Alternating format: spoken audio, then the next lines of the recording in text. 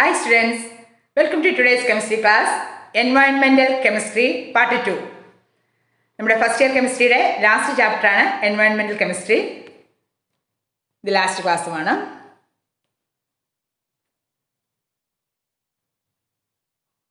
നമ്മുടെ ഓസോൺ മോളിക്യൂളിൻ്റെ സ്ട്രക്ചറാണ് ഇവിടെ കാണുന്നത്. O3 അല്ലേ, 3 ഓക്സിജൻ ആറ്റം കൂടി ചേർന്ന് ഓസോൺ ഉണ്ടായിരിക്കുന്നു. ഓസോൺ എന്ന് പറയുന്നത് is a thermodynamically unstable and decomposes to molecular oxygen. Thermodynamically unstable ആയതുകൊണ്ട് ഓസോൺ ഓക്സിജൻ മോളിക്യൂൾ ആയിട്ട് ഡീകമ്പോസ് ചെയ്യുന്നു. Thus a dynamic equilibrium exists between the production and decomposition of ozone. Ozone molecule ഉണ്ടാകുന്നതും ozone molecule decompose ചെയ്യുന്നതും തമ്മിൽ ഒരു dynamic equilibrium exist ചെയ്യുന്നു. Ozone molecule O3. എവിടെയാണ് ozone molecule ozone പാളി സ്ഥിതി ചെയ്യുന്നത്? നമ്മുടെ അന്തരീക്ഷത്തിൽ സ്ട്രാറ്റോസ്ഫിയറിൽ അല്ലേ, സ്ട്രാറ്റോസ്ഫിയറിലാണ്. ഇവിടെ formation and break down of ozone നമുക്കൊന്ന് ഡിസ്കസ് ചെയ്യാം. Formation and break down of ozone. O3 molecule, അതിനകത്തോട്ട് അൾട്രാ വയലറ്റ് വരികയാണ്. Ultraviolet rays. അന്നേരം ഇവിടെ O2 മോളിക്യൂളാണ് നമ്മൾ കാണുന്നത്. O2 വരുമ്പോൾ അത് 2 ഓക്സിജൻ ആയിട്ട് അത് വിഘടിക്കുന്നു. 2 ഓക്സിജൻ.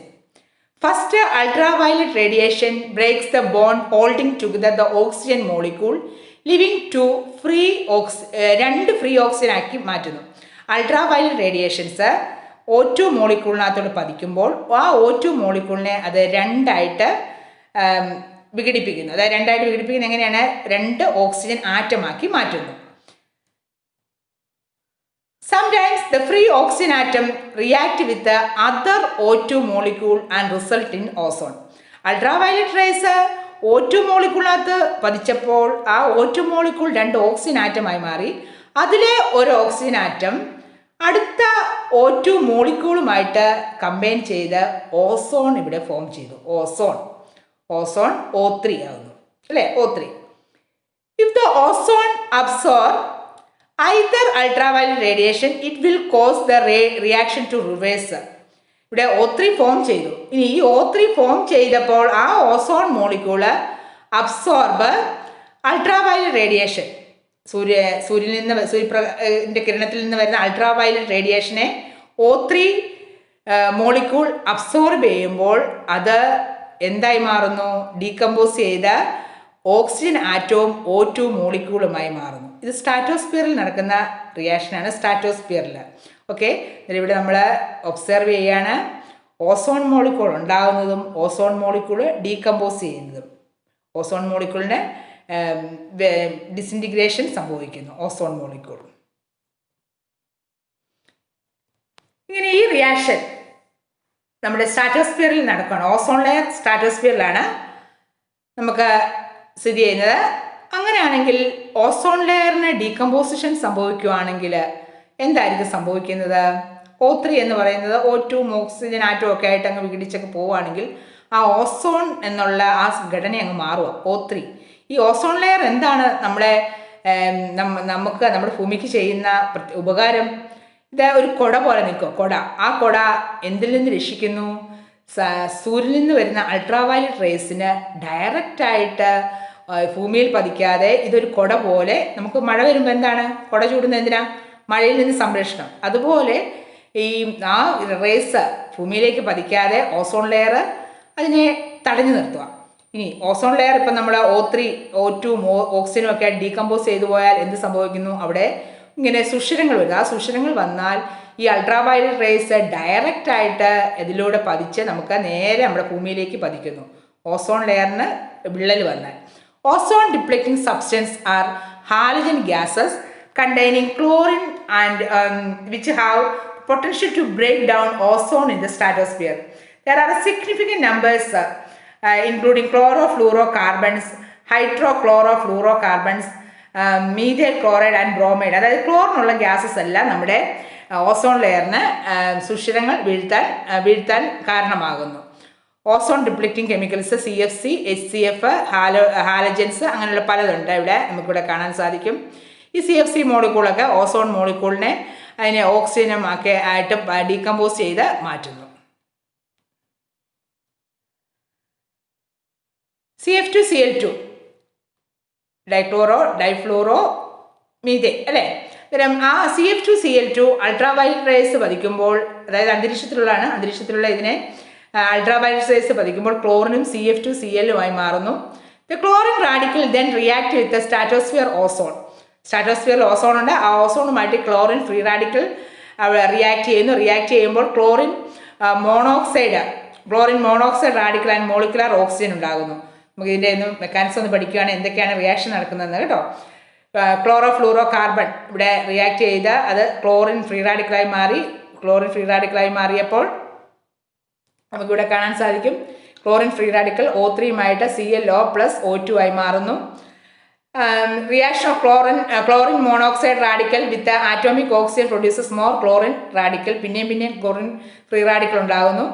അതായത് chlorine free radical O3 hit ചെയ്യുമ്പോൾ അത് ClO ആയി മാറുന്നു. ClO ഫ്രീ റാഡിക്കൽ എന്ന് പറയുന്ന പേരാണ് ക്ലോറിൻ മോണോക്സൈഡ് റാഡിക്കൽ. പിന്നെയും ഈ ക്ലോറിൻ മോണോക്സൈഡ് റാഡിക്കൽ ഓക്സിജനുമായിട്ട് ആറ്റോമിക് ഓക്സിജനുമായിട്ട് ഹിറ്റ് ചെയ്യുമ്പോൾ അവിടെ ക്ലോറിൻ ഫ്രീ റാഡിക്കൽ ഉണ്ടാകുന്നു. അത് പിന്നെയും ഈ റിയാക്ഷൻ അങ്ങോട്ട് ചെയിൻ സർവീസ് പോലെ നടന്ന് ഓസോൺ ലെയറിന് ഡിപ്രഷൻ സംഭവിക്കുന്നു. നമ്മളിവിടെ കാണുകയാണ് സ്ട്രാറ്റോസ്ഫിയറിനകത്ത് ഓസോൺ ലെയർ ഉണ്ട്. അതിന് ഇങ്ങനെ ഓസോൺ ലെയർ ഡീകമ്പോസ് ചെയ്തില്ലെങ്കിൽ അതിന് ഡിപ്രഷൻ സംഭവിച്ചാൽ അൾട്രാവയലറ്റ് റേസ് ഡയറക്റ്റ് ആയിട്ട് നമ്മുടെ എർത്തിലേക്ക് പതിക്കുന്നു. The chlorine radicals are continuously regenerated and cause the breakdown of ozone. The CFCs are transporting agent for continuously generating chlorine radical into the stratosphere and damaging the ozone layer.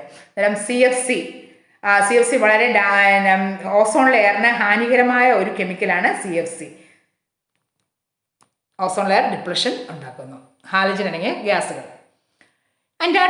അന്റാർട്ടിക്കയിൽ ഒരു ozone hall കാണാണ്. അന്റാർട്ടിക്കയിൽ 1980 ഇത് observe ചെയ്യാൻ തുടങ്ങിയത്. Atmospheric scientist working in Antarctica reported about depression of ozone layer commonly known as ozone hole over the south pole. It was found that a unique set of conditions was responsible for the ozone hole. പലതരത്തിലുള്ള കാരണങ്ങളാണ് ozone ഹോളിന് ഉള്ളത്. Ozone depression നമുക്കിവിടെ കാണാൻ സാധിക്കും. Ultra violet causes a chlorine atom to break away from the CFC molecule. CFCയിൽ നിന്ന് chlorine free റാഡിക്കലാക്കി ultraviolet CFC chlorine എന്താണ് CF2Cl2 അല്ലേ.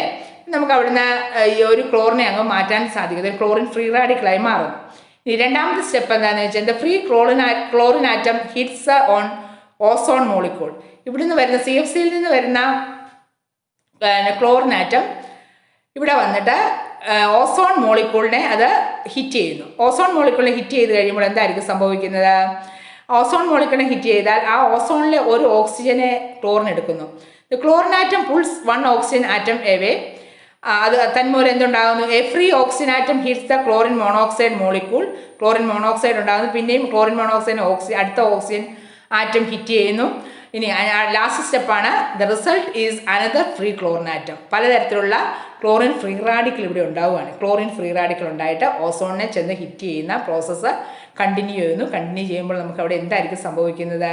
അവിടെ പലതരത്തിലുള്ള ഓസോൺ ഡിപ്രഷൻ ഉണ്ടാകുന്നു. ഓസോൺ ഡിപ്രഷൻ ഇതിന് ഹാലജൻ അടങ്ങിയ ഗ്യാസുകളാണ് ഇതിന് കാരണം. ഓസോൺ ഡിപ്രഷന് ഇവിടെ കാർബണും ഫ്ലൂറിനും 3 ക്ലോറിനും കൂടെ അടങ്ങിയ CFC മോളിക്കൂളാണ്. CFC മോളിക്കൂളിനകത്ത് ആദ്യം അൾട്രാവയലറ്റ് റേസ് വന്ന് പതിക്കുന്നു. അൾട്രാവയലറ്റ് റേസ് വന്ന് പതിക്കുമ്പോൾ ഈ കാർബണിൽ നിന്ന് ഒരു ക്ലോറിൻ പുറത്തേക്ക് പോകുന്നു. ആ ക്ലോറിൻ ചെന്ന് ഓസോൺ മോളിക്കൂളിനെ ഇടിക്കുന്നു. ഈ ക്ലോറിൻ ഒരു പ്രത്യേകതയുണ്ട്. ക്ലോറിൻ ഫ്രീ റാഡിക്കലായിട്ട് ഒറ്റ ഇലക്ട്രോൺ ഉള്ളപ്പോൾ എന്തായിരിക്കും സംഭവിക്കുന്നത്? ഹൈലി റിയാക്റ്റീവ് ആയതുകൊണ്ട് അത് ചെന്ന് വെറുതെ നിൽക്കത്തില്ല. ഹൈ എനർജി ആയതുകൊണ്ട് ഓസോൺ മോളിക്കൂളിൽ ചെന്ന് ഇടിക്കുന്നതിൻ്റെ ഫലമായിട്ട് ഓസോൺ മോളിക്കൂളിനകത്ത് ഒരു ഓക്സിജൻ ഇങ്ങോട്ട് കിട്ടുന്നു, ക്ലോറിന് കിട്ടുന്നു. ക്ലോറിൻ എന്ത് ചെയ്യുന്നു? ക്ലോറിൻ ആറ്റം അത് ClO ആയി മാറുന്നു, ക്ലോറിൻ മോണോക്സൈഡ് ആയി മാറുന്നു. ഈ ക്ലോറിൻ മോണോക്സൈഡ് ഇങ്ങനെ നിൽക്കുമ്പോൾ അടുത്ത ഫ്രീ ഓക്സിജൻ ആറ്റം അത് വന്ന് ഹിറ്റ് ചെയ്യുമ്പോൾ അവിടെ എന്ത് സംഭവിക്കുന്നു? അവിടെ ഒരു അടുത്ത 2 ഓക്സിജനും കൂടെ അങ്ങോട്ട് കമ്പൈൻ ചെയ്ത് O2 ആയിട്ട് മാറി ഈ പാവപ്പെട്ട ക്ലോറിൻ ഫ്രീ റാഡിക്കലായിട്ട് പിന്നെയും മാറ്റുന്നു. ഫ്രീ ക്ലോറിൻ ആറ്റം ഫ്രീ ക്ലോറിനാറ്റമായിട്ട് മാറ്റിയിട്ട് നമുക്ക് അടുത്ത പിന്നെയും ഫ്രീ ക്ലോറിനാറ്റം will continue to deplete ozone in stratosphere. അന്നേരം ഇവിടെ നമ്മളിപ്പോൾ ഇവിടെ കണ്ടത് CFCl3യുടെ ആക്ഷനാണ് ഓസോൺ ഡിപ്ലഷനകത്ത് ഉള്ളത്. Ozone depletion and the ozone hole is manufactured chemicals, especially manufactured halocarbon refrigerants. Halocarbon, ഇപ്പം നമ്മൾ കണ്ടു അല്ലേ, halocarbon solvents, propellants and foam blowing agents, chlorofluorocarbon referred to ozone depleting substance. ഇവിടെ ഓസോണിന് വില്ലന്മാരായിട്ട്, ഓസോൺ ലെയറിന് വില്ലന്മാരായിട്ട് വരുന്ന ആൾക്കാരാണ് ഈ ഹാലജൻ അടങ്ങിയ ഗ്യാസസ്, അതായത് ഫ്ലൂറോ അങ്ങനെയുള്ള സബ്സ്റ്റൻസ് ഇതിനെ ഡാമേജ് ചെയ്യുന്നു. ക്ലോറിനെ ഓസോൺ ലെയറിനെ ഡിപ്ലക്റ്റ് ചെയ്യുന്നു ക്ലോറിൻ. ഇന്നലെ ഇവിടെ പലതരത്തിലുള്ള കോമ്പൗണ്ട്സ് ഫ്രീ ക്ലോറിനാറ്റമൊക്കെ ഉണ്ടാകുന്നു. ഇനി എന്താണ് ഈ ഓസോൺ ലെയറിന് ഡിപ്ലഷൻ ഉണ്ടായാൽ നമുക്ക് എന്താ സംഭവിക്കുന്നത്? അതായത് അൾട്രാവയലറ്റ് റേസിൽ നിന്ന് ഭൂമിയെ സംരക്ഷിക്കാൻ സാധിക്കാതെ വരുന്നു. ഓസോൺ ലെയറിൻ്റെ ആ ഹോളിൽ കൂടി, സുഷിരത്തിലൂടെ അൾട്രാവയലറ്റ് റേസ് നേരെ വന്ന് നമ്മുടെ ഭൂമിയിൽ പതിക്കുന്നതിന് ഫലമായിട്ട് നമ്മുടെ മനുഷ്യ ശരീരത്തിൽ അധികരിക്കുമ്പോൾ ഈ അൾട്രാവയലറ്റ് റേസ് അധികരിക്കുന്നത് നല്ലതല്ല. നമുക്ക് ക്യാൻസർ, അങ്ങനെ നമ്മുടെ കോശങ്ങളെയൊക്കെ നശിപ്പിക്കുക. അന്നേരം ക്യാൻസർ അങ്ങനെയുള്ള പലതരത്തിലുള്ള അസുഖങ്ങളുണ്ടാകുന്നു. അന്നേരം ഇവിടെ നമുക്ക് കാണാം സ്കിൻ അലൈൻമെൻറ്റ്, ഇവിടെ അതുപോലെ തന്നെ ഇവിടെ അക്വാട്ടിക് ലൈഫിന്, മറൈൻ ലൈഫിനെയൊക്കെ ഡിസ്ട്രക്ഷൻ സംഭവിക്കുന്നു. മീനുകൾ അങ്ങ് ചത്തുപോകുന്നു. അതുപോലെ തന്നെ ചെടികൾക്കുമൊക്കെ വളരെയധികം വ്യത്യാസങ്ങൾ സംഭവിക്കുന്നു. With the depression of ozone layer, more ultraviolet radiation filters in to troposphere. Ultraviolet radiation lead to, ട്രോപ്പോസ്ഫിയറിനെ സംരക്ഷിക്കുന്നതാണ് നമ്മുടെ സ്ട്രാറ്റോസ്ഫിയറിലുള്ള ozone layer. Ultraviolet radiation lead to ageing of skin, പെട്ടെന്ന് തന്നെ വയസ്സാകുന്ന പോലെ ഉള്ള ഒരു എഫക്റ്റ് ഉണ്ടാക്കുന്നു അൾട്രാവയലറ്റ്. കാറ്ററാക്ട്, സൺബേൺ, സൂര്യാഘാതം ഏറ്റെന്നൊക്കെ നിങ്ങൾ പത്രത്തിൽ വായിച്ചിട്ടുണ്ടല്ലേ. അന്നേരം അത് അങ്ങനെയുള്ള എഫക്റ്റൊക്കെ ഈ അൾട്രാവയലറ്റ് റേസ് വരുന്നതുകൊണ്ടാണ്. Skin cancer, killing of many phytoplankton, damage to fish productivity etcetera. It has also been reported that plant protein get easily affected by ultraviolet radiation, which leads to the harmful mutation of cells. It also increases evaporation of surface water through the stomata of the leaves and decreases the moisture content of the soil. മണ്ണിൻ്റെ ഈർപ്പം കളയുന്നു ultraviolet radiation പതിക്കുമ്പോൾ. നമ്മൾ സ്വപ്നത്തിൽ പോലും കാണാത്ത കാര്യങ്ങളാണ് നമുക്കിവിടെ ultraviolet radiation ഭൂമിയിലേക്ക് ഡയറക്റ്റായിട്ട് പതിച്ചാൽ നടക്കുന്ന കാര്യങ്ങൾ. Increase in ultraviolet radiation damage paints and fibres causing them to fade faster. നമ്മുടെ കെമിക്കൽസിനെയൊക്കെ പെട്ടെന്ന് തന്നെ അത് പെയിൻ്റൊക്കെ അടിച്ചു വെച്ചാൽ വീടിൻ്റെ പെയിൻ്റൊക്കെ പെട്ടെന്ന് തന്നെ മങ്ങിപ്പോകുന്നു. ഇതൊക്കെ അൾട്രാവയലറ്റ് റേസ് പതിക്കുന്ന മൂലമാണ്. നമ്മളിപ്പോൾ സ്ട്രാറ്റോസ്ഫിയർ പൊല്യൂഷനാണ് നമ്മൾ പഠിച്ചത്. സ്ട്രാറ്റോസ്ഫിയറിലുള്ള ഓസോൺ ഡിപ്ലഷൻ ഉണ്ടാകുന്നു. അതുപോലെ തന്നെയാണ് വാട്ടർ പൊല്യൂഷൻ, ജലം. നമുക്ക് ഏറ്റവും അത്യന്താപേക്ഷിതമായ കാര്യമാണ്, പ്രാഥമിക ആവശ്യങ്ങളൊന്നാണ് ജലം എന്ന് പറയുന്നത്. അത് മലിനമായാൽ നമ്മൾ എങ്ങനെ ജീവിക്കും അല്ലേ? വാട്ടർ പൊല്യൂഷന് കാരണമാകുന്ന വസ്തുക്കൾ, pathogens. The most serious water pollutants are the disease causing agents called pathogens. Pathogens എന്ന് പറഞ്ഞാൽ ഇൻക്ലൂഡ് ബാക്ടീരിയ, ഇതൊക്കെ ബാക്ടീരിയയുടെ ഫിഗേഴ്സ് ആണ്. And other organisms that enter water from domestic sewage and animal excreta. അതായത് മാലിന്യങ്ങൾ, മനുഷ്യൻ്റെ മലങ്ങളും. Human excreta contain bacteria such as Escherichia coli and Streptococcus faecalis which causes gastro intestinal disease.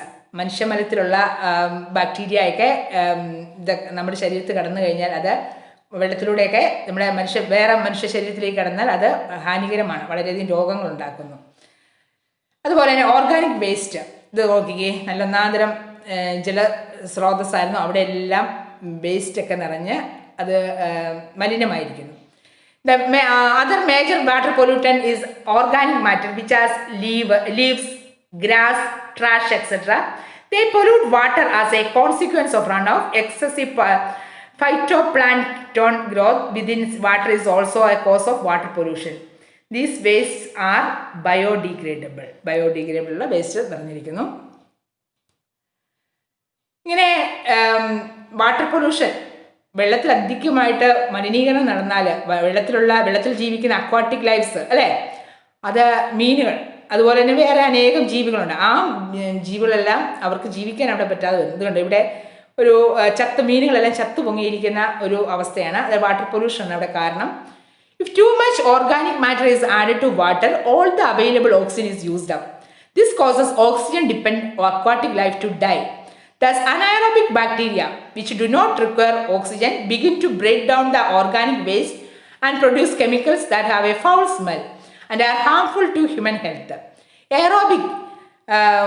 Aerobic bacteria degrade this organic waste and keep the water diplet in dissolved oxygen. Okay, water pollution മലിനീകരണത്തിന് കാരണമാകുമ്പോൾ അതിൻ്റെ ജീവികൾക്ക് അത് ഹാനികരമാകുന്നു. ഇനി biochemical oxygen demand എന്ന് പറയുന്ന term എന്താണെന്ന് നോക്കാം. Biochemical oxygen demand, BOD എന്നാണ് അതിൻ്റെ ഷോർട്ട് ഫോം.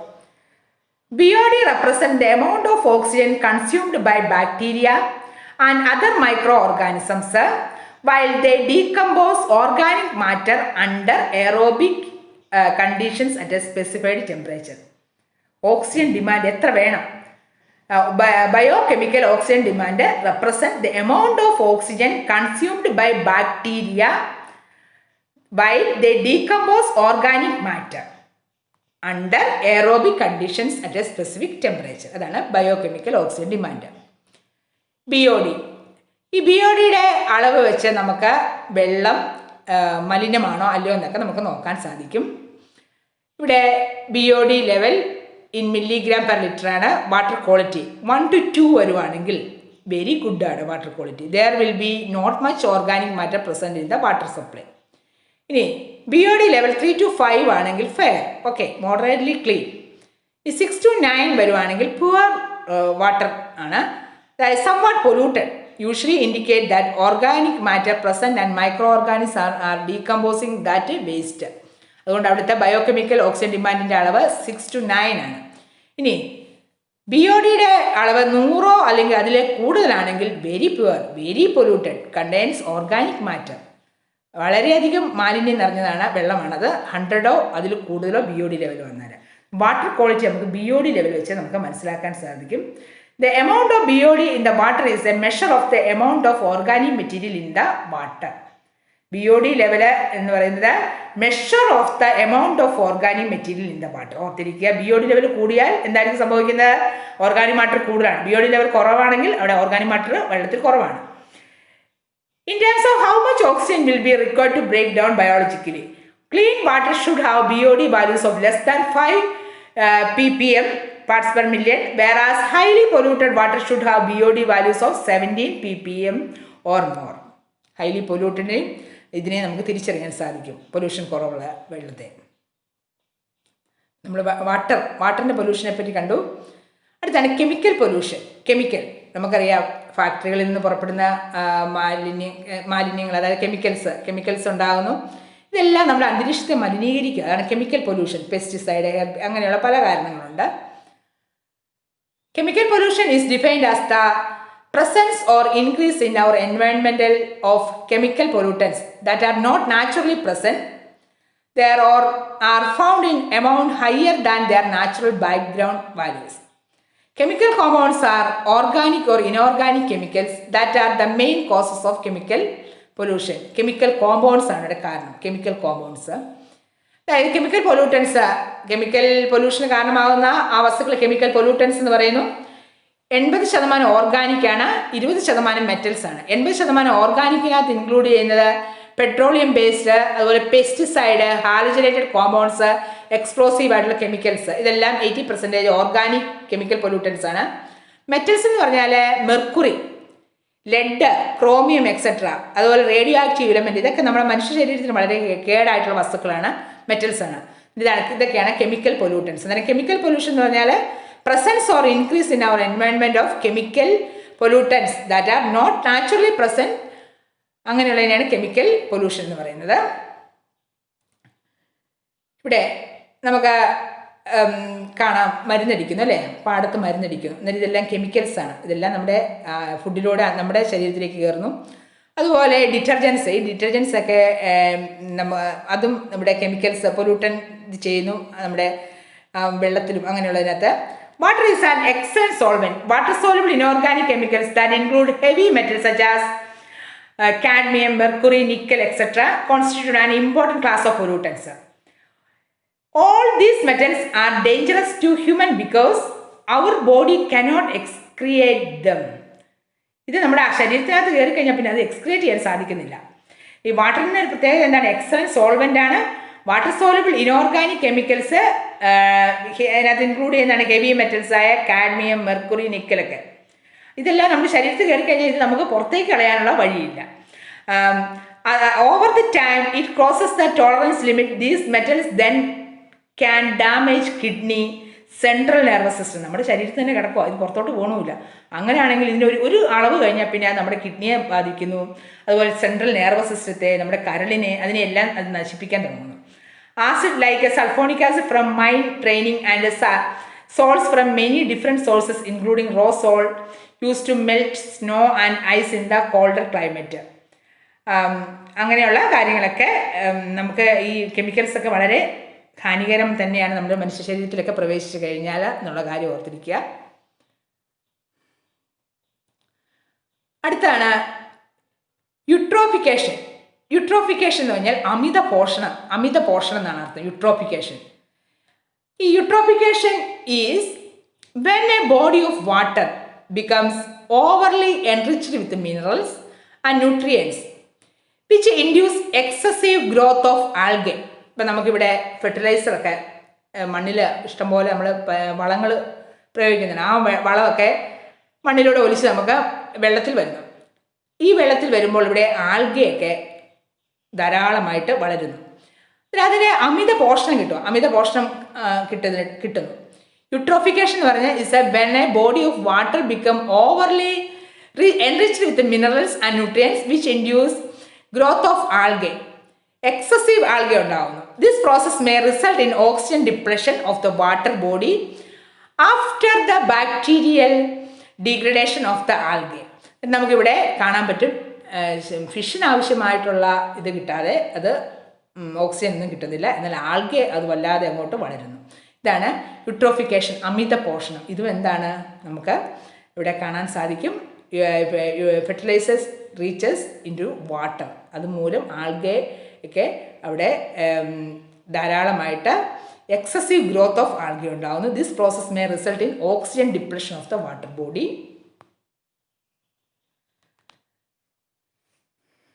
അടുത്താണ് international standards for drinking water. കുടിക്കുന്ന വെള്ളത്തിൻ്റെ സ്റ്റാൻഡേർഡൊക്കെ വേണം അല്ലേ? അതിന് സ്റ്റാൻഡേർഡ് കറക്റ്റായിട്ട് ഇന്ന മിനറൽസ് ഒക്കെ അതിനകത്ത് വേണം എന്നുള്ള കറക്റ്റായിട്ടുള്ള ഒരു കാര്യമാണ് ഇവിടെ പറയുന്നത്.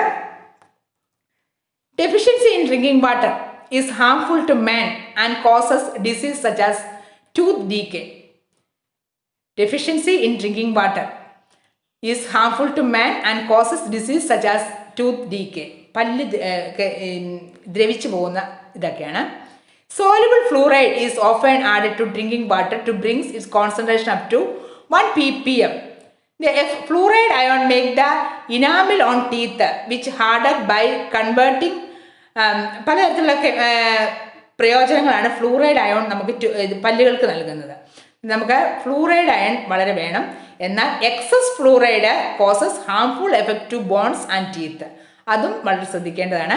പിന്നെ വെള്ളത്തിനകത്ത് നമുക്ക് ആവശ്യമായിട്ടുള്ള പലതരത്തിലുള്ള കാര്യങ്ങളുണ്ട്.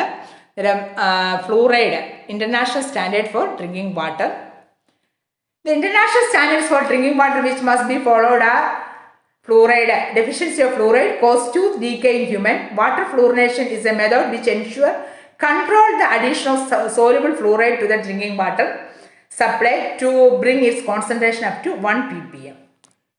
Fluoride and വേണം, എക്സസും ആകരുത് കുറവും ആകരുത്. അതായത് വെള്ളത്തിൻ്റെ അളവൊക്കെ നമ്മൾ വളരെ ശ്രദ്ധിക്കണം. അതായത് ഇപ്പം വെള്ളപ്പൊക്കമൊക്കെ വന്നു കഴിയുമ്പോൾ നമ്മുടെ കണ്ടാമിനേറ്റ് ആവുകയാണ് കിണറൊക്കെ കണ്ടാമിനേറ്റ് ആവുകയാണെങ്കിൽ അതിൻ്റെ വെള്ളമൊക്കെ നമ്മൾ തേകിയൊക്കെ കളഞ്ഞ് ശുദ്ധീകരിച്ച് കഴിഞ്ഞിട്ട് അത് ഒക്കെ ടെസ്റ്റ് ചെയ്യണം. കറക്റ്റാണോ, ആ വെള്ളത്തിനകത്ത് എന്തെങ്കിലും മാലിന്യങ്ങളുണ്ടോ എന്നൊക്കെ ടെസ്റ്റ് ചെയ്ത് കഴിഞ്ഞ് മാത്രമേ അത് യൂസ് ചെയ്യാവുള്ളൂ കേട്ടോ. ഇനി വെള്ളത്തിൽ അടങ്ങിയിരിക്കുന്നതാണ് lead. Drinking water gets contaminated with lead when lead pipes are used for transportation of water. Lead pipe ഉപയോഗിച്ചാൽ നമുക്ക് വെള്ളം നമ്മുടെ വാട്ടർ അതോറിറ്റിയൊക്കെ വെള്ള പൈപ്പുകൾ നിർമ്മിച്ചിരിക്കും. അങ്ങനെയുള്ള അവിടെ ഡ്രിങ്കിങ് വാട്ടർ ഗെറ്റ് കണ്ടാമിനേറ്റ് ചെയ്യുന്നു, മലിനീകരിക്കുന്നു. എങ്ങനെയാണ്? With lead. When lead pipes are used for transportation of water, the prescribed upper limit concentration of lead in drinking water is about 50 ppb. Lead can damage kidney, liver, reproductive system. അതുകൊണ്ട് അതും നമ്മൾ വളരെ ശ്രദ്ധിക്കണം. പിന്നെ sulphate, excessive sulphate in drinking water cause laxative effect, otherwise at moderate levels it is harmless. സാധാരണ രീതിയിലാണ് കുഴപ്പമില്ല, എന്നാൽ കൂടുതലായാൽ അത് പ്രശ്നമാണ്. നൈട്രേറ്റിന്റെ അളവ് മിനറൽസ് ആണ്. The maximum limit of nitrate in drinking water is 50 ppm. Excess nitrate in drinking water can cause disease such as methaemoglobinaemia, അതായത് blue baby syndrome എന്ന് പറയുന്ന ഒരു രോഗം വരുന്നു. എന്നിട്ട് ഇതൊരു ഇമ്പോർട്ടൻ്റ് ആയിട്ടുള്ളൊരു ക്വസ്റ്റ്യൻ കേട്ടോ, ബോർഡ് എക്സാമിന് ചോദിക്കാം. ബ്ലൂ ബേബി സിൻഡ്രം കാണിക്കുന്ന സോൾട്ട് ഏതാണ് വെള്ളത്തിനകത്തുള്ളത്? ഉത്തരം പറയാം, നൈട്രേറ്റിൻ്റെ ആ ഒരു ion. The maximum limit of nitrate in drinking water is 50 ppm. Excess nitrate cause disease blue baby syndrome. Excess nitrate, okay. ഇതിൻ്റെ പേരാണ് മെത്തമോഗ്ലോബാമിയ, ഓക്കെ. അന്നേരം ബ്ലൂ ബേബി സിൻഡ്രം ഉണ്ടാക്കുന്ന അയോൺ ഏതാണ്? നൈട്രേറ്റ്. നമ്മുടെ ശുദ്ധജലത്തിനകത്ത്, കുടിക്കുന്ന വെള്ളത്തിനകത്ത് ആവശ്യമായ മെറ്റൽസ് നമുക്കൊന്ന് നോക്കാം. അയൺ 0.2 മാക്സിമം കോൺസെൻട്രേഷനാണ് ppm. Manganese 0.05, aluminium 0.2, copper 3, zinc 5, cadmium 0.005. ഇങ്ങനെയുള്ള മെറ്റൽസ് ഒക്കെ അടങ്ങിയ വെള്ളമാണ് ശുദ്ധവെള്ളം എന്ന് പറയുന്നത്. അതായത് ഇതിൻ്റെ നമ്മുടെ വെള്ളം, കിണറ്റിലെ വെള്ളമൊക്കെ ഇടയ്ക്കിടയ്ക്ക് പരിശോധനയ്ക്ക് അയക്കുന്നത് നല്ലതാണ്. കറക്റ്റായിട്ടുണ്ടോ, എക്സസ് ആയിട്ട് എന്തെങ്കിലും ലെഡോ അല്ലെങ്കിൽ ഫ്ലൂറൈഡൊക്കെ ഉണ്ടോ എന്നൊക്കെ നമ്മൾ പരിശോധിച്ച് അറിഞ്ഞിട്ട് മാത്രമേ നമുക്ക് ഇതൊക്കെ ഉപയോഗിക്കാവുള്ളൂ കേട്ടോ. ഇതിനു വേണ്ടി നമുക്കൊരു പ്രൊജക്റ്റ് വർക്കൊക്കെ നമുക്ക് ഇടയ്ക്കൊക്കെ ചെയ്യാം. നിങ്ങൾ നിങ്ങളുടെ അടുത്തുള്ള ലോക്കൽ വാട്ടർ സോഴ്സ് ഒക്കെ ഒന്ന് പോയി കാണുക. നമുക്ക് വെള്ളം ഇപ്പം പൈപ്പിൽ കൂടെ വരുന്ന വെള്ളം എവിടെ നിന്നാണെന്നുള്ളത്, ഏത് സ്ഥലത്തു നിന്നാണ് കിട്ടുന്നതെന്നൊക്കെ നിങ്ങളൊന്ന് നോക്കണം, ഒബ്സർവ് ചെയ്യണം. ഒബ്സർവ് ചെയ്തിട്ട് അവിടെയൊക്കെ ഒന്ന് പോയി വിസിറ്റ് ചെയ്യണം. വിസിറ്റ് ചെയ്തിട്ട് you can visit local water source and observe if the water are unpolluted ആണോ, അല്ലെങ്കിൽ അടുത്ത് വല്ല മാലിന്യങ്ങളൊക്കെ കിടക്കുന്നുണ്ടോ എന്നൊക്കെ നമ്മളൊന്ന് പരിശോധിക്കണം ഇടയ്ക്ക്.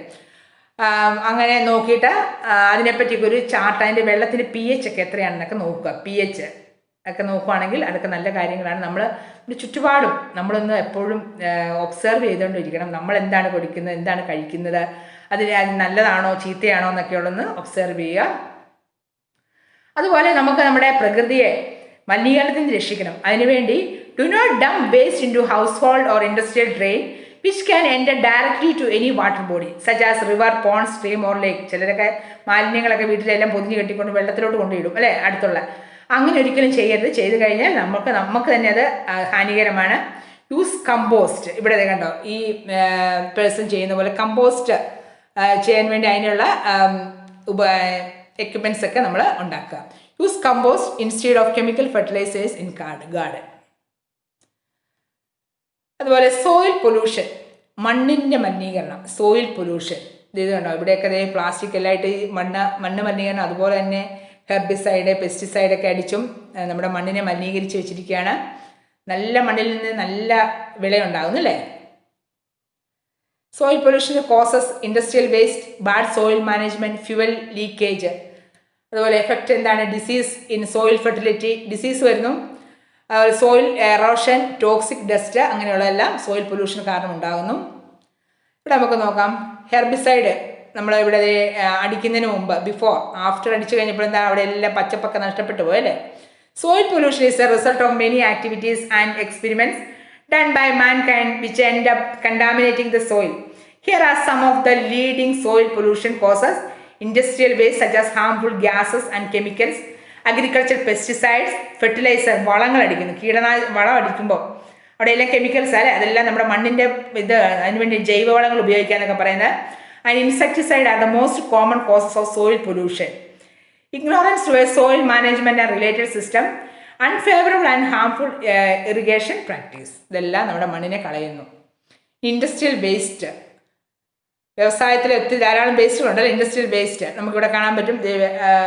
പലതരത്തിലുള്ള റിയാക്ഷൻസ് അല്ലെങ്കിൽ ഫാക്ടറീസിലേക്ക് വേസ്റ്റുകൾ ഒഴുകുന്നതാണ് ഈ കാണുന്നത്. അതുപോലെ മാലിന്യങ്ങൾ, വേസ്റ്റുകളൊക്കെ കുന്നുകൂട്ടിയിട്ടിരിക്കുന്നു. Industrial solid waste are also sorted out as biodegradable and non degradable waste. Biodegradable waste are generated by cotton mills, food processing units, paper mills and textile factories. ഇതെല്ലാം നമുക്ക് അത്യാവശ്യമായിട്ടുള്ള കാര്യങ്ങളാണ് ഈ മില്ലുകളൊക്കെ.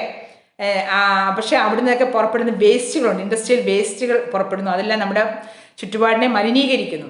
Non biodegradable waste are generated by thermal power plants which produces fly ash, integrated iron and steel plants which produces blast furnace slag and steel melting slag metallurgical metal processor. Industries manufacturing aluminum, zinc and copper produce mud. Fertilizer industries produce gypsum. Hazardous waste such as inflammable, composite, explosive or highly reactive substance പലതരത്തിലുള്ള വേസ്റ്റുകളാണ് നമുക്ക് produce ചെയ്യുന്നത്. അതിനുവേണ്ടി industrial waste management വേണം. ഇതിനെയൊക്കെ എങ്ങനെ സുരക്ഷിതമായിട്ട് വേസ്റ്റിനെ നമ്മൾ dump ചെയ്യണം, അതായത് അതിനെ ഇല്ലാതാക്കണം, വേസ്റ്റിനെ മാനേജ് ചെയ്യണം. Industrial waste is the unwanted byproduct of industrial process. These processes include mining and manufacturing activities. Therefore, industrial waste management is the act of safely removing and disposing of industrial waste. Industrial waste management എന്ന് പറയുന്ന ഒരു phenomena ഉണ്ട്. അതിൽ നമുക്ക് industrial waste management is the act of safely, നമുക്ക് സുരക്ഷിതമായിട്ട് removing and disposing of industrial waste ആണ്. സുരക്ഷിതമായിട്ട് നമ്മുടെ ഇൻഡസ്ട്രിയൽ വേസ്റ്റിനെ റിമൂവ് ചെയ്യുകയും ഡിസ്പോസ് ചെയ്യുകയും ചെയ്യുന്നു. ആണ് ഇൻഡസ്ട്രിയൽ വേസ്റ്റ് മാനേജ്മെന്റ് നമ്മൾ കാണുന്നത്. അതിനുവേണ്ടി പലതരത്തിലുള്ള സ്ട്രാറ്റജീസ് ടു കൺട്രോൾ എൻവയോൺമെന്റൽ പൊല്യൂഷൻ ഉണ്ട്. Waste management includes the activities and actions required to manage waste from its final disposal. This includes the collection, waste collect ചെയ്യുക, and transport, treatment. ഇവിടെ നമ്മൾ കാണാം, collect ചെയ്യുക, അതിനെ സെപ്പറേറ്റ് ചെയ്യുക, അങ്ങനെ പലതരത്തിലുള്ള കാര്യങ്ങളാണ് ഇവിടെ നടക്കുന്നത്. Collection, transport, treatment and disposal of waste together with the monitoring and regulation of the waste management process. Waste management പ്രോസസ്സിനകത്ത് വേസ്റ്റ് കളക്ട് ചെയ്ത് അതിനെ നമ്മൾ സെപ്പറേറ്റ് ചെയ്ത് റീയൂസ് ചെയ്ത് യൂസ് ചെയ്ത് അങ്ങനെ പലതരത്തിലുള്ള പ്രോസസ്സാണ് വേസ്റ്റ് മാനേജ്മെൻറ്റിനകത്ത് നടക്കുന്നത്. നമ്മുടെ ഇന്ത്യയിൽ തന്നെ ഒരു പദ്ധതിയുണ്ട്, clean India mission. You must be aware of the Swachh Bharat Abhiyan or Clean India Mission launched by the Government of India. നമ്മുടെ ഗവൺമെൻറ് ഓഫ് ഇന്ത്യ ലോഞ്ച് ചെയ്തിരിക്കുന്നതാണ് ക്ലീൻ ഇന്ത്യ. അതായത് ഡ്രൈ വേസ്റ്റ് യൂസ് മീ, ഇവിടെ വെറ്റ് വേസ്റ്റ് യൂസ് മീ, അതായത് എല്ലാം പ്രത്യേകമായിട്ട് തിരിച്ചിരിച്ചിടുക, അതുപോലെ തന്നെ നല്ലപോലെ ശുചീകരണം നടത്തുക എന്നുള്ളതാണ് ക്ലീൻ ഇന്ത്യ മിഷൻ്റെ ഭാഗം. As a normal practice, therefore, all domestic waste should be properly collected and disposed. The poor management causes health problem leading to epidemic. പകർച്ചവ്യാധികൾ ഉണ്ടാകാൻ നമുക്ക് സാധ്യമാകുന്നു. ഈ ഡൊമസ്റ്റിക് വേസ്റ്റ് ഒക്കെ ശരിയായ രീതിയിൽ അതിനെ നമുക്ക് സേഫായിട്ട് അതിനെ മാറ്റാൻ കഴിഞ്ഞില്ലെങ്കിൽ the poor management causes health problems leading to epidemic due to contamination of groundwater. It is especially hazardous for those who are in direct contact. അതുകൊണ്ട് മാലിന്യങ്ങളൊക്കെ വലിച്ചെറിയാതെ അത് കറക്റ്റായിട്ട് എവിടെയാണോ നമ്മൾ ഇടേണ്ടത് ആ സ്ഥലത്ത് തന്നെ ഇടുക. ഓക്കെ, ഇതൊക്കെ നമ്മൾ ശ്രദ്ധിക്കേണ്ട കാര്യങ്ങളാണ്. നമ്മൾ ശ്രദ്ധിച്ചാൽ അത് ലോകം, നിങ്ങളുടെ ചുറ്റുപാടുമുള്ളവർ ശ്രദ്ധിക്കും, അത് നമുക്ക് നമ്മുടെ ഇന്ത്യയെ തന്നെ ഏറ്റവും ക്ലീനാക്കി മാറ്റാൻ സാധിക്കും. Clean India. ഓക്കെ, നമ്മൾ പൊല്യൂഷനും അതിൻ്റെ ദൂഷ്യഫലങ്ങളൊക്കെ പഠിച്ചു അല്ലേ. ഇനി നമ്മൾ എന്താണ് ഗ്രീൻ കെമിസ്ട്രി, നമ്മുടെ കെമിസ്ട്രിക്കകത്ത് എൻവയോൺമെൻറ്റ് കെമിസ്ട്രിക്കകത്ത് പഠിക്കാനാണ് ഗ്രീൻ കെമിസ്ട്രി. ഈ പൊല്യൂഷനും ഇതിനെയൊക്കെ എങ്ങനെ നമുക്ക് മാനേജ് ചെയ്യാം. The purpose of green chemistry is to discover new ways to make the best chemical products and process that need less reagents, smaller amount of solvent and fewer energy to make. Also being safer, producing less waste. ഇവിടെ ഓർക്കുക, less waste ആയിട്ടുള്ള റിയാക്ഷൻസും ഈ നമുക്ക് ഫാക്ടറീസും എല്ലാം വേണം അല്ലേ. എന്നിട്ട് ഇതിൻ്റെ ഉൽപ്പന്നങ്ങളൊക്കെ ഉണ്ടാക്കുമ്പോൾ അതിന് വേസ്റ്റ് വളരെ ചെറുതായിരിക്കണം. അങ്ങനെ എങ്ങനെ നമുക്ക് കെമിസ്ട്രിയെ മാറ്റാം എന്നുള്ള ഒരു പുതിയൊരു മേഖലയാണ് ഗ്രീൻ കെമിസ്ട്രിയിലൂടെ നമുക്ക് കാണാൻ പറ്റുന്നത്. Producing less waste and increasing productivity, ഇതാണ് ഗ്രീൻ കെമിസ്ട്രിയുടെ ലക്ഷ്യം, purpose. Green chemistry is an area of chemistry and chemical engineering focused on the design of products and process that minimize or eliminate the use and generation of hazardous substances. Okay, നമ്മുടെ വേസ്റ്റിനെ കുറയ്ക്കുക എന്നുള്ള ലക്ഷ്യത്തിലൂടെ വന്നിരിക്കുന്നു.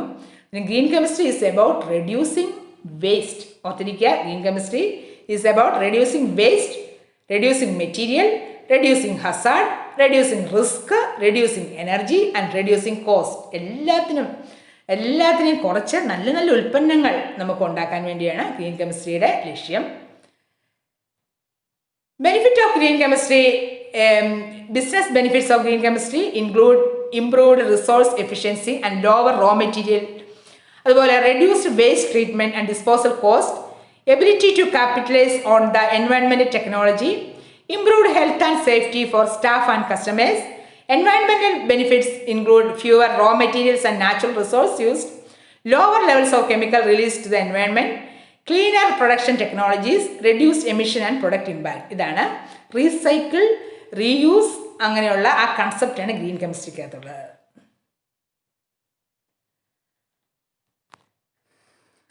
ഇവിടെ നമുക്ക് green കെമിസ്ട്രിയുടെ applications ഒക്കെ നമുക്ക് നോക്കാം. Dry cleaning of cloth.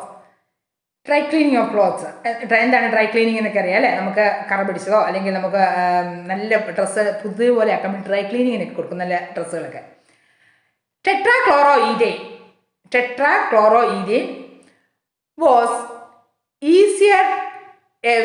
earlier used as solvent for dry cleaning, but this compound contaminate the groundwater and suspected carcinogen, അതായത് ക്യാൻസറിന് കാരണമാകുന്നു. അതുപോലെ തന്നെ ഗ്രൗണ്ട് വാട്ടറിനെയൊക്കെ ഇത് മലിനീകരിക്കുന്നു. ഈ ടെട്രാക്ലോറോഈഥീൻ ഡ്രൈ ക്ലീനിങ്ങിന് ഉപയോഗിച്ചിരുന്ന പണ്ടത്തെ കാലത്ത്. ഇപ്പം അതുകൊണ്ട് അതിനുവേണ്ടി അങ്ങനെയുള്ള ആ ഡിസഡ്വാൻറ്റേജ്, ഹാംഫുൾ എഫക്റ്റ് ഒഴിവാക്കാൻ വേണ്ടി the process using this compound is now being replaced by a process where liquefied carbon dioxide with a suitable detergent is used. Liquefied carbon dioxide with a suitable detergent ഉപയോഗിച്ച് നമുക്ക് dry cleaning നടത്താം. Replacement of halogenated solvent by liquid carbon dioxide will result in less harm to ground water. അതുകൊണ്ട് ground വാട്ടറിനെ അത് contaminate ചെയ്യുന്നില്ല, മലിനീകരിക്കുന്നില്ല. ഈ tetrachloroethene ഉപയോഗിച്ചുള്ള ഡ്രൈ ക്ലീനിങ് നിർത്തിയിട്ട് ലിക്വിഡ് കാർബൺ ഡയോക്സൈഡ് ഉപയോഗിക്കുന്നു. ദീസ് ഡേയ്സ്, ഇപ്പോഴത്തെ കാലത്ത് hydrogen peroxide is used for the purpose of bleaching clothes in process of laundry. Liquid carbon ഡയോക്സൈഡിൻ്റെ ഇപ്പം മോഡേൺ ഇതായപ്പോൾ നമുക്കത് നമ്മൾ ഹൈഡ്രജൻ പെറോക്സൈഡ് ഉപയോഗിക്കാൻ തുടങ്ങി. ഹൈഡ്രജൻ പെറോക്സൈഡിന് കുറച്ചും കൂടി അഡ്വാൻറ്റേജ് ഉണ്ട്, which gives better result and make use of lesser amount of water. Hydrogen peroxide ഉപയോഗിച്ച് നമുക്ക് ഉപയോഗിക്കാം, ഡ്രൈ ക്ലീനിങ് നടത്താം. അതുപോലെ തന്നെ bleaching of paper. Chlorine gas replaced by hydrogen peroxide with a suitable catalyst. Chlorine gas replaced by hydrogen peroxide with a suitable catalyst. ഇന്നത്തെ കാലത്ത് നമ്മൾ chlorine gas replaced by hydrogen peroxide, ഒരു suitable കാറ്റലിസ്റ്റും വേണം കേട്ടോ പേപ്പർ ബ്ലീച്ച് ചെയ്യാൻ വേണ്ടി. അതുപോലെ നമുക്ക് കാണാൻ സാധിക്കും green chemistry in day to day ലൈഫിനകത്ത് ഡ്രൈ ക്ലീനിങ് ഓഫ് ക്ലോത്ത്സ്, നമ്മുടെ പൊല്യൂഷനൊക്കെ കുറയ്ക്കാൻ വേണ്ടി tetrachloroethene replaced by liquid carbon dioxide with a suitable detergent. അതുപോലെ തന്നെ ബ്ലീച്ചിങ് ഓഫ് പേപ്പറിന് chlorine gas replaced by hydrogen peroxide with a suitable catalyst, മലിനീകരണം കുറയ്ക്കാൻ വേണ്ടിയാണ്. അതുപോലെ എഥനാൽ എന്ന് പറഞ്ഞാൽ CH3CHO is now commercially prepared by one-step oxidation of ethene in the presence of ionic catalyst in aqueous medium with yield of 90%. അതായത് നമുക്കത് എഥനാൽ CH3CHO കിട്ടാൻ വേണ്ടി പെട്ടെന്ന് തന്നെ കിട്ടും, അതിൻ്റെ പൊല്യൂഷനൊക്കെ വളരെ കുറവായിട്ട് ഒറ്റ റിയാക്ഷനിലൂടെ നമുക്ക് കിട്ടാൻ വേണ്ടിയാണ് ethene, one step oxidation of ethene in the presence of ionic catalyst നടത്തിയാൽ നമുക്കിവിടെ എഥനാൽ കിട്ടുന്നു. സിന്തസിസ് ഓഫ് കെമിക്കൽസ്, ഇതെല്ലാം ഗ്രീൻ കെമിസ്ട്രിയുടെ ഓരോ അഡ്വാൻറ്റേജസ് ആണ്. അതുപോലെ green solution to clean turbid water. Powder of kernel of tamarind seeds has been found to be an effective material to make municipal and industrial waste water clean. Waste water ക്ലീനിന് വേണ്ടി നമ്മൾ പുതിയൊരു seeds, it is non toxic ആണ്, biodegradable ആണ് and cost effective material ആണ്. This powder is usually discarded as agricultural waste. The present practice is to use alum to treat such water. It has been found that alum increases toxic ions in treated water and can cause disease. നമുക്കിവിടെ എളുപ്പവഴിക്ക് എങ്ങനെയാണ് ഓടവെള്ളത്തെയൊക്കെ മലിനീകരണത്തിൽ നിന്ന് മലിനീകരണം മാറ്റുന്നതിന് വേണ്ടി നമ്മൾ എളുപ്പവഴിക്കുള്ള കാര്യങ്ങളൊക്കെ ചെയ്യുകയാണ് green കെമിസ്ട്രിക്കകത്ത്. അതുകൊണ്ട് green chemistry is about waste minimisation at source. ഓർക്ക് വേസ്റ്റിനെ, ഇൻഡസ്ട്രിയൽ വേസ്റ്റ് ഉണ്ടാകുന്നു, ആ വേസ്റ്റിനെ മിനിമൈസ് ചെയ്യാൻ വേണ്ടിയുള്ള പുതിയ പുതിയ കണ്ടുപിടുത്തങ്ങളാണ് ഗ്രീൻ കെമിസ്ട്രിക്കകത്ത് കാണുന്നത്. Use of catalyst in place of reagents. Catalyst എന്ന് പറഞ്ഞാൽ റിയാക്ഷൻ പെട്ടെന്ന് നടത്താൻ വേണ്ടി കാലിസ്റ്റ് ഉപയോഗിക്കുന്നു ഗ്രീൻ കെമിസ്ട്രിക്കകത്ത്. Using non toxic reagents, use of renewable resource, improved atom efficiency. Green chemistry is about use of solvent free or recyclable എൻവയൺമെന്റൽ സിസ്റ്റമാണ്. Okay, എന്നിട്ട് നമ്മളിവിടെ ഈ ഗ്രീൻ കെമിസ്ട്രിക്കകത്ത് നോബൽ പ്രൈസ് ഒക്കെ കിട്ടിയ ആൾക്കാരാണ് ഈ 3 മഹാന്മാരായ സയൻറ്റിസ്റ്റുകൾ. This represents a great step forward for green chemistry, reducing potentially hazardous waste through smarter production. അന്നേരം നമ്മൾ ഗ്രീൻ കെമിസ്ട്രിക്കകത്ത് വളരെയധികം ഡെവലപ്മെൻറ്റ് നടത്തി നമ്മുടെ ലോകത്തെ രക്ഷിക്കാൻ വേണ്ടി ശാസ്ത്രജ്ഞന്മാർ ധാരാളമായിട്ട് അവർ കണ്ടുപിടുത്തങ്ങൾ നടത്തുന്നതാണ്. അന്നേരം ഈ ഗ്രീൻ കെമിസ്ട്രി എന്ന് പറയുന്നത് വളരെയധികം ഇമ്പോർട്ടൻ്റ് ആണ് നമ്മുടെ ഈ ലോകത്ത്. കാരണം നമ്മുടെ ലോകം സ്മൂത്തായിട്ട് കൊണ്ടുപോകാൻ വേണ്ടി ഗ്രീൻ കെമിസ്ട്രി അത്യന്താപേക്ഷിതമാണ്. അതിനുവേണ്ടിയുള്ള ശ്രമങ്ങളാണ് സയൻറ്റിസ്റ്റുകളായിട്ടുള്ള പലരും നടത്തുന്നത്. അതുകൊണ്ടാണ് നോബൽ പ്രൈസും അങ്ങനെയുള്ള കാര്യങ്ങളൊക്കെ അവർക്ക് ലഭ്യമാകുന്നത്. നിങ്ങളും ഈ ലോകത്തെ രക്ഷിക്കാൻ വേണ്ടി എന്തെല്ലാം പുതിയ പുതിയ കാര്യങ്ങൾ നടത്താമെന്നൊക്കെ ചിന്തിക്കുക, നമ്മുടെ പരിസരത്തെ ഒബ്സർവ് ചെയ്യുക, അങ്ങനെയുള്ള കാര്യങ്ങൾ നടത്തുക. അതുകൊണ്ടാണ് happiness is a perfume you cannot pour on others without getting a few drops on yourself. നിങ്ങൾ മറ്റുള്ളവരിലേക്ക് വരുമ്പോൾ നമ്മൾക്കും കിട്ടുന്നു, അല്ലേ? അന്നേരം നമ്മുടെ നല്ലൊരു ലോകം, നല്ല സുഗന്ധപൂരിതമായ നല്ലൊരു എൻവയൺമെൻ്റുള്ള ലോകം നമുക്ക് നേടിയെടുക്കാൻ സാധിക്കും. ഓക്കെ, നിങ്ങൾ NCERT ടെക്സ്റ്റ് നല്ലപോലെ വായിക്കുക. അതുപോലെ എൻ്റെ പ്രീവിയസ് ക്ലാസ്സുകൾ കാണുവാൻ വേണ്ടി ഈ ചാനൽ വിസിറ്റ് ചെയ്യുക. Thank you. God bless you.